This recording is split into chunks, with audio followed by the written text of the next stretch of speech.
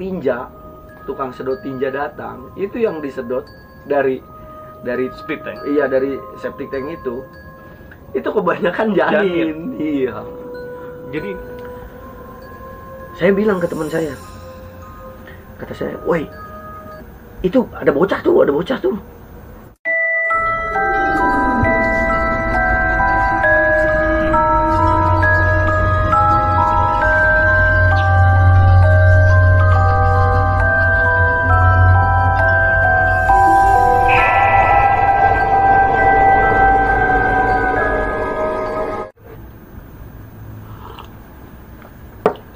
Assalamualaikum warahmatullahi wabarakatuh. Salam sejahtera bagi sahabat-sahabatku semua. Kembali bersama dengan Jejavu. Kita menguak tabir, misteri, serta hal-hal yang seringkali berada di luar nalar kita.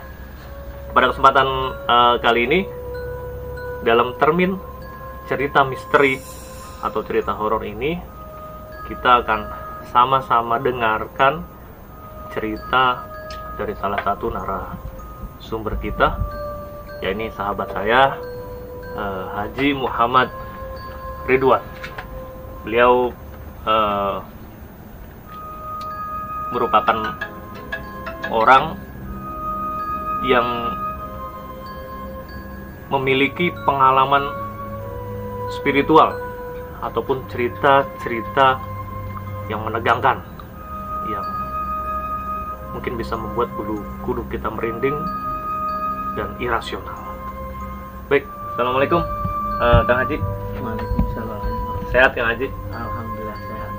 Baik, terima kasih banyak Kang Haji sudah bersedia hadir membersamai kita semua. Nah, selama ini mungkin Kang Haji Ridwan pernah mengalami atau memiliki pengalaman yang bersifat spiritual, berhubungan dengan gaib, atau yang katakanlah masih menjadi misteri yang di luar logika. Mungkin ada satu yang bisa diceritakan kepada kita semua untuk dibagikan kepada sahabat-sahabat Jejavu. Silakan Kang Haji. Iya, dulu saya pernah ngalamin sesuatu yang mungkin menurut saya cerita itu kayaknya agak-agak sadis ya. Bukan sadis, yang ngeri lah. Ternyata jalan ceritanya itu dari awal ekstrim. Saya dulu kan pernah tinggal di Timur Tengah, tepatnya di daerah Jeddah.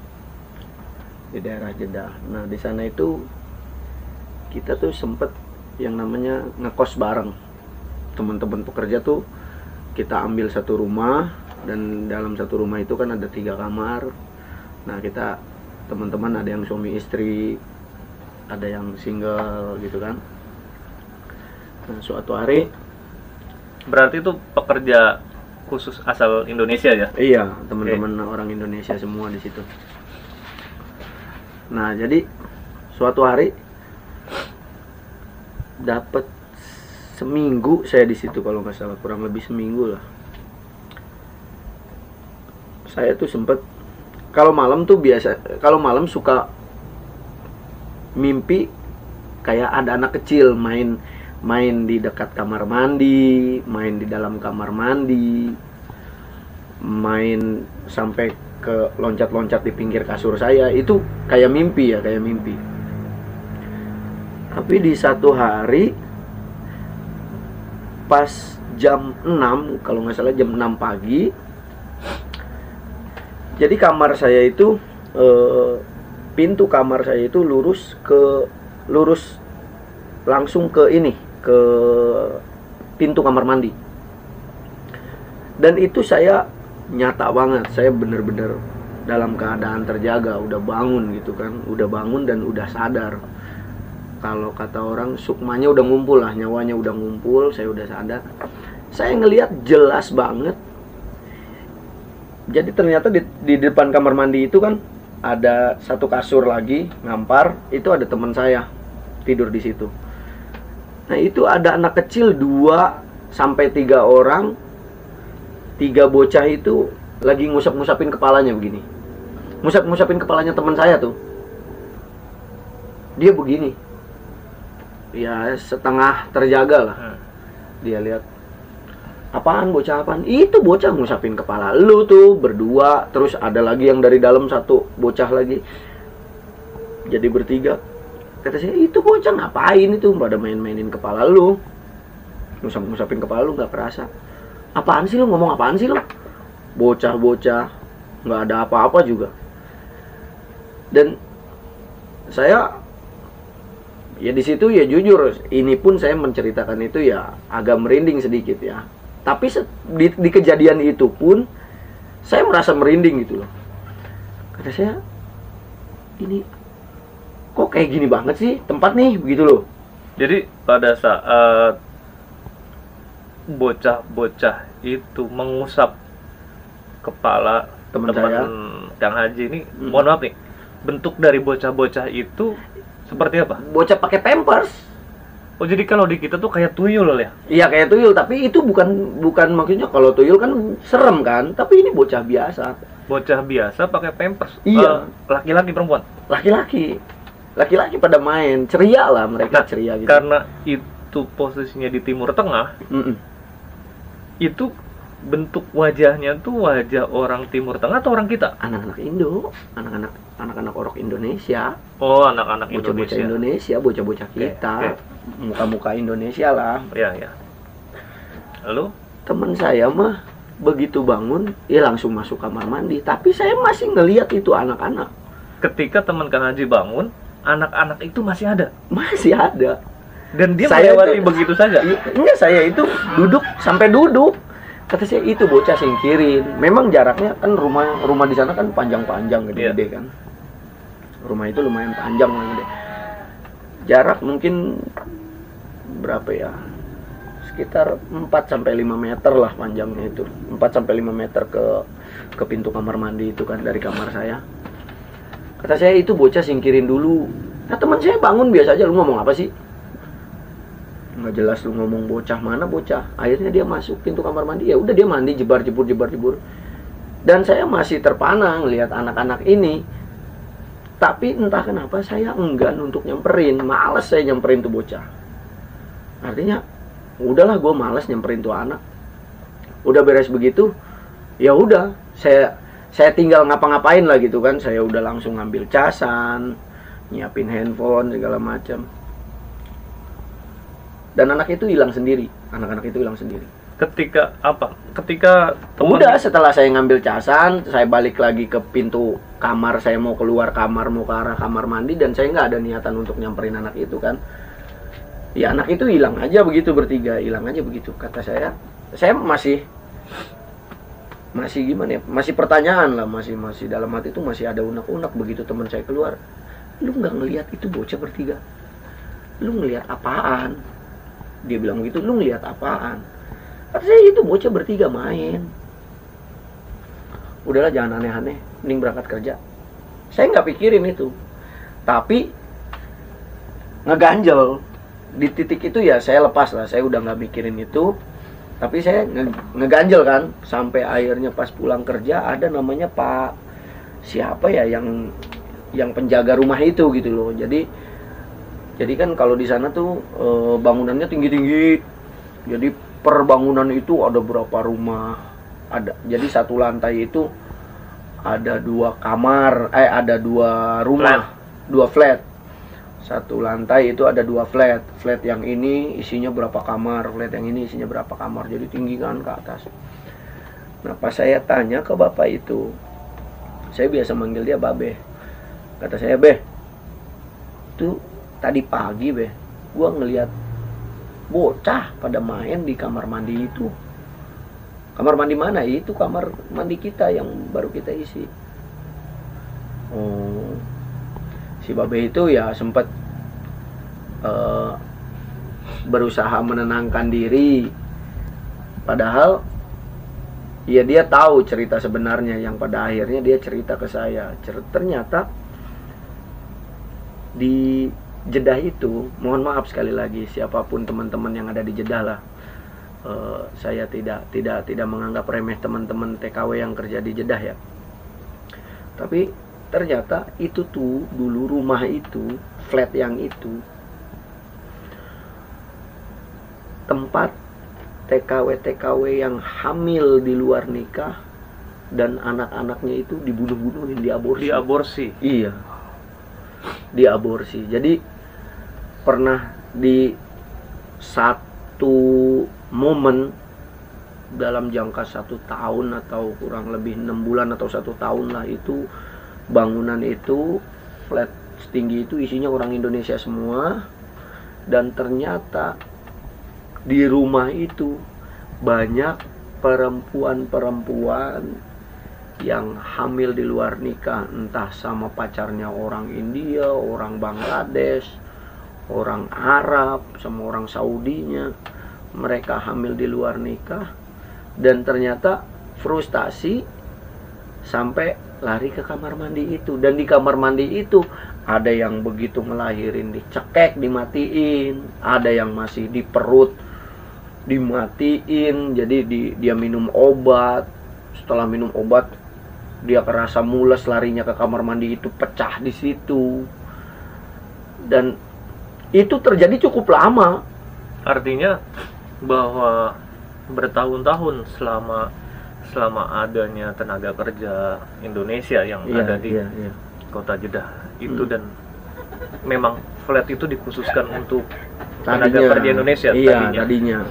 Jadi sebelum Kang Haji dan kawan-kawan menempati flat itu tadinya difungsikan dan sampai saat saya di situ pun memang masih difungsikan. Cuma ketika saya di situ sudah tidak semuanya orang Indonesia, ada yang orang Mesir sekeluarga gitu. Bahwa kemudian katakanlah praktek aborsi secara, ya aborsi nggak ada yang legal ya? Iya, nggak ada Pak. Itu disinyalir bahwa kemudian anak-anak yang secara tidak kasat mata itu ada merupakan anak-anak yang hasil daripada hubungan di luar nikah. Dan kebanyakan ibu-ibu mereka itu ya pada nggak nerima mereka hamil itu. Makanya ada yang keluar masih merah, ada yang udah hancur kepalanya. Jadi kan efek obat itu kan di dalam itu ternyata ngancurin janin ya katanya. Iya. Nah kemudian pertanyaannya, ya kita sebut apa nih? Kita sebut apa anak-anak ini jadinya? Ya wallahu alam. Mungkin kalau orang dulu mungkin nyebut, bicara bahasa kasarnya ya anak haram lah, anak jadah lah, anak apa. Artinya secara bukan secara itu, artinya secara gaib. Kita bisa bilang bahwa ini hantu anak-anak ini. Ya, mungkin saya nggak ngerti juga. Ya, saya meyakini ya itu mah apa ya, atau rohnya anak-anak itu. Karena kan kurang lebih kalau di satu keterangan itu kan 4 bulan itu kan sudah ditiupkan roh, gitu kan. Setelah 4 bulan itu kan artinya kan mereka sudah hidup, gitu loh. Setelah 4 bulan itu mereka sudah hidup kan. Di perut si ibu itu. Jadi kemudian anak-anak itu menjelma menjadi hantu anak-anak.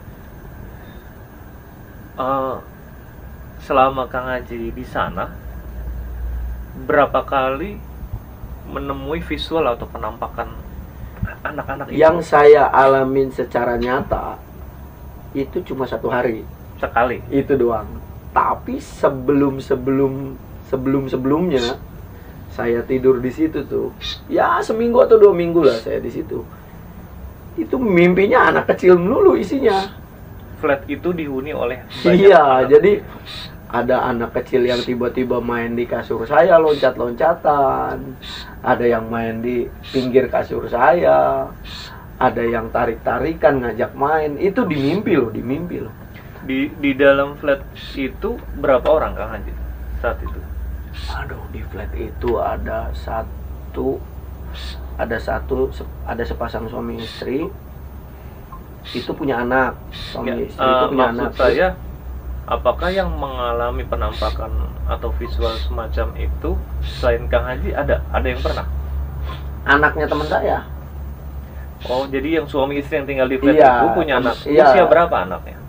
Usia Saat saat itu sekitar kurang lebih 3 tahun ya. Jadi itu anak, tanpa kita lihat bocah yang lainnya, ya dia tuh, bocah itu tuh main sama anak-anak itu, Sama anak-anak yang tidak terlihat secara anak-anak. kasat Iya, mata. betul. Jadi main gambreng, suka main begini gitu. Oh.